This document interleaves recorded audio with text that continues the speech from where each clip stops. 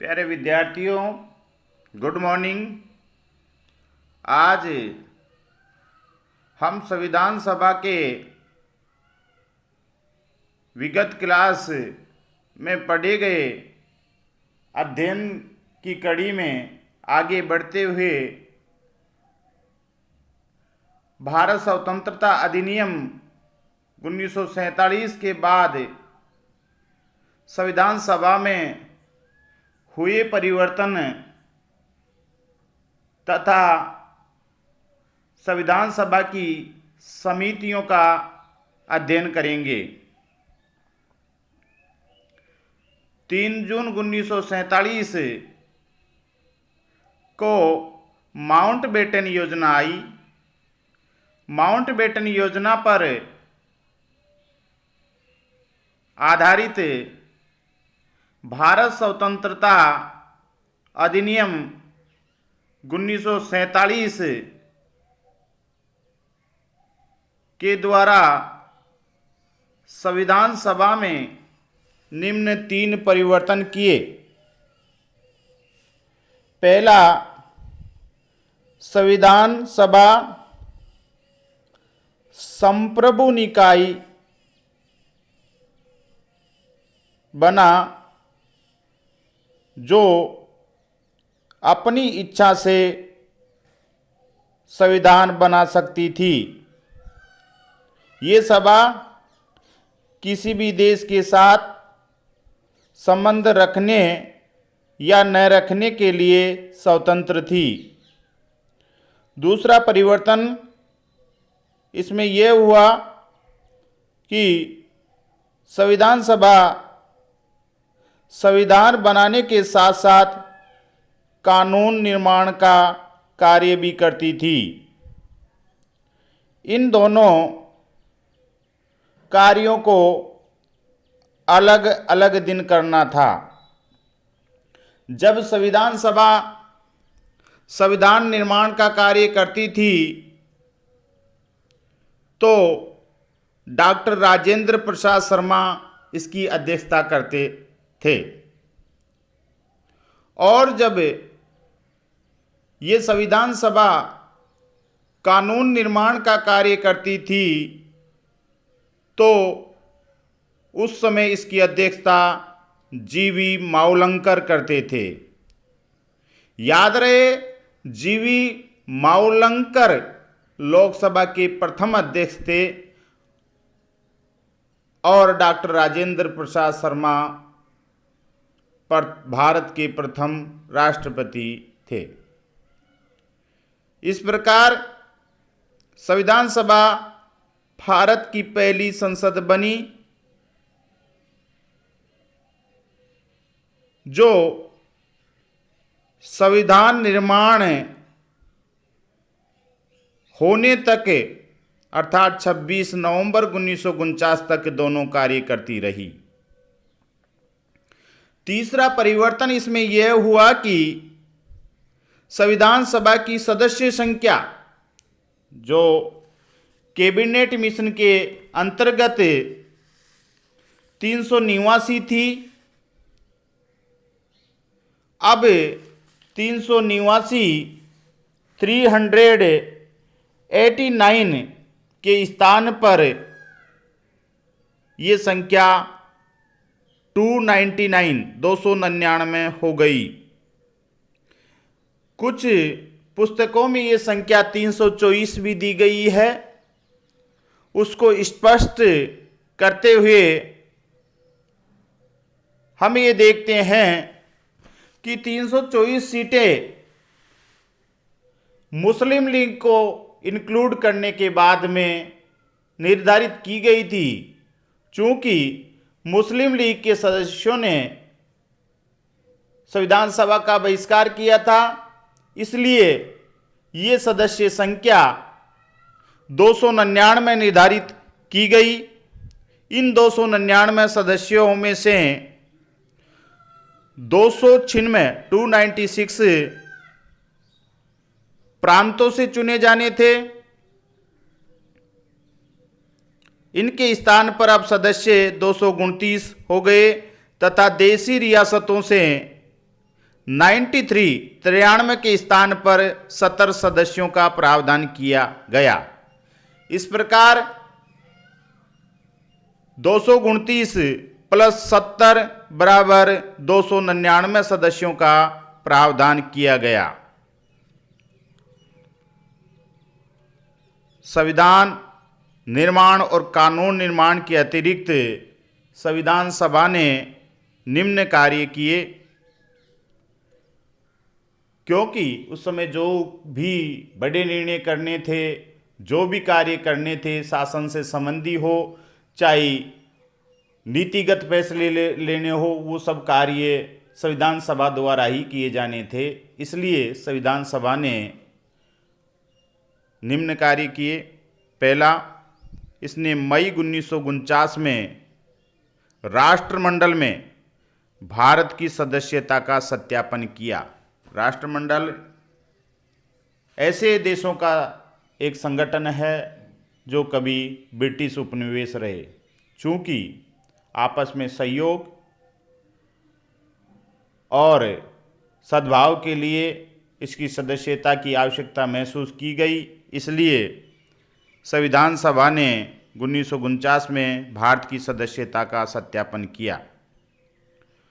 22 जुलाई 1947 को संविधान सभा के द्वारा भारत का राष्ट्रीय ध्वज स्वीकार किया गया। 24 जनवरी 1950 को राष्ट्रगान तथा राष्ट्रगीत को संविधान सभा द्वारा स्वीकार किया गया। चौथा कार्य, संविधान सभा ने 24 जनवरी 1950 को ही डॉक्टर राजेंद्र प्रसाद शर्मा को भारत का प्रथम राष्ट्रपति चुना। भारत का संविधान बनने में 2 वर्ष 11 माह 18 दिन का समय लगा।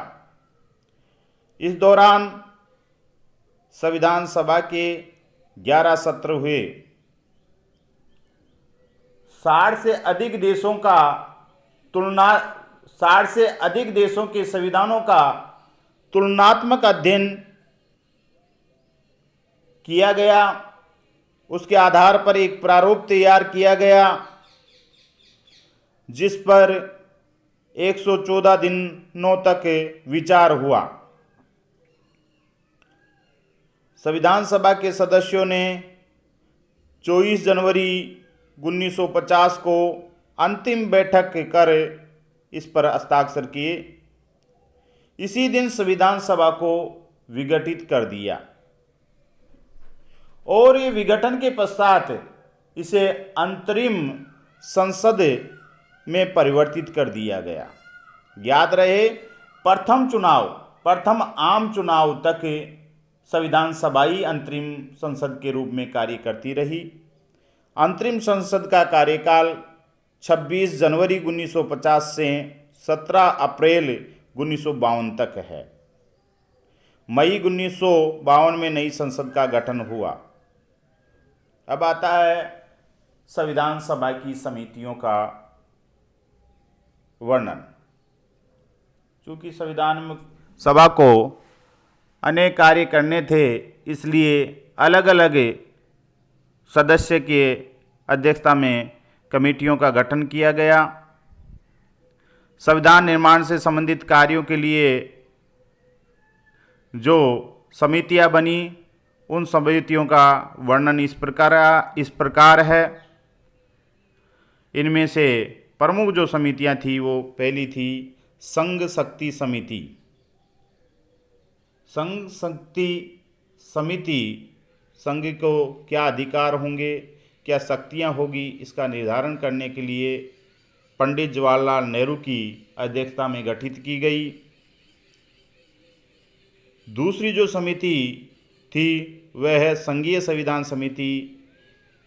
इसकी भी अध्यक्षता पंडित जवाहरलाल नेहरू को सौंपी गई। तीसरी प्रमुख समिति थी प्रांतीय संविधान समिति, जो राज्यों को अधिकारों, राज्यों की शक्तियों, राज्यों के बारे में जो भी उपबंध थे उनके बारे में निर्णय करने वाली समिति थी। इसकी अध्यक्षता सरदार वल्लभ भाई पटेल ने की। चौथी समिति मौलिक अधिकारों, अल्पसंख्यकों एवं जनजातियों तथा बहिष्कृत क्षेत्रों के लिए परामर्शदाता समिति थी। इसके भी अध्यक्ष सरदार वल्लभ भाई पटेल थे। पांचवी समिति प्रक्रिया नियम समिति, जो किस प्रक्रिया के तहत संविधान को अपनाना है, इस समिति के अध्यक्ष डॉक्टर राजेंद्र प्रसाद शर्मा बनाए गए। छठी समिति संचालन समिति, किस प्रकार इसकी बैठक का संचालन करना है, कैसे कार्रवाई करना है, इस समिति के अध्यक्ष भी डॉक्टर राजेंद्र प्रसाद थे। सातवीं समिति थी राज्यों से समझौता समिति, कि किस प्रकार राज्यों को संघ में शामिल किया जाए और उनको क्या क्या सुविधा दी जाए, इसके बारे में जो समिति थी उसका अध्यक्ष जवाहरलाल नेहरू को बनाया गया। जो सबसे महत्वपूर्ण संविधान सभा की कमेटी थी वो थी प्रारूप कमेटी, प्रारूप समिति। प्रारूप समिति का गठन 29 अगस्त 1947 को हुआ। इस समिति ने विश्व के संविधानों का अध्ययन कर एक प्रारूप तैयार किया। इस समिति में 7 सदस्य थे जिनके नाम इस प्रकार है। डॉक्टर भीमराव अंबेडकर ये इस समिति के अध्यक्ष थे। अन्य सदस्य एन गोपाल स्वामी अयंगर, डॉक्टर के एम मुंशी, अल्लादी कृष्णा स्वामी अय्यर, सैयद मोहम्मद सादुल्ला, एन माधवराव,